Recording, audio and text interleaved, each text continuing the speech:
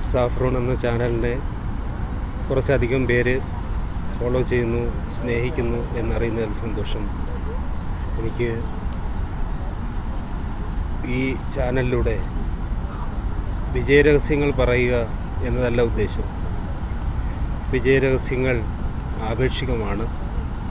അതിനെ ജനറലൈസ് ചെയ്ത് കാണുന്നത് തന്നെ തെറ്റാണ്.